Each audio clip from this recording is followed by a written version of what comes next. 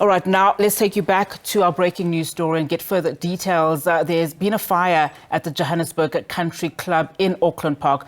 Our reporter Hasina Gori has been to the scene. We go back to her. Hasina, what have you been able to ascertain in terms of this particular fire?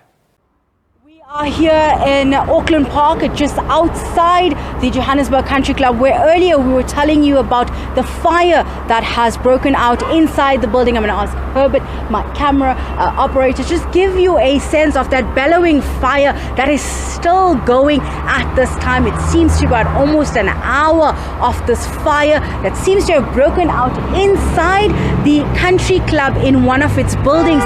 From the images that we are able to see on social media, we're getting a sense that it seems to have come from its main building, where many of the patrons who would spend their afternoons at some of its courts as well as its restaurants would be at. The fire seems to have emanated from one of the heritage buildings.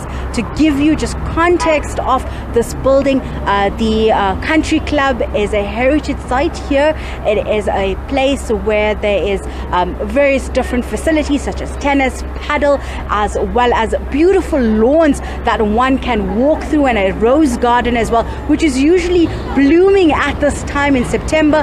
We're getting a sense of the emergency services come through. We've seen quite a few coming in from the fire brigades, both private as well as the public sector ones, as well as the emergency services. Unclear at this stage, still no idea of what caused the fire, and if there has been any injuries or fatalities.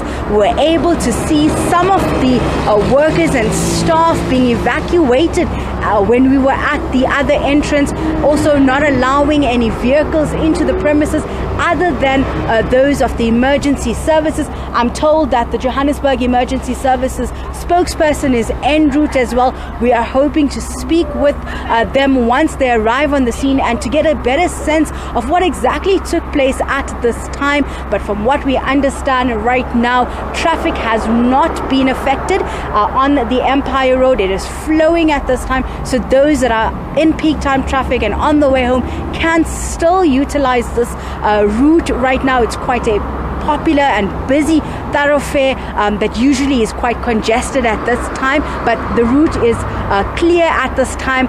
For those that are trying to understand where we're speaking, we're about 800 meters away from the SABC Auckland Park offices. From the windows of our office, you can look out onto this fire that is bellowing through the area. It seems to be being put out. We're seeing more fire engines. We've seen some water sprays trying to douse that fire at this stage. We're seeing quite a little bit of embers now flowing through the air at this time as that fire burns out. We're hoping to get a sense of what exactly took place, but also were there any injuries. I have not yet seen at this we have not seen any of the ambulances leave at this stage.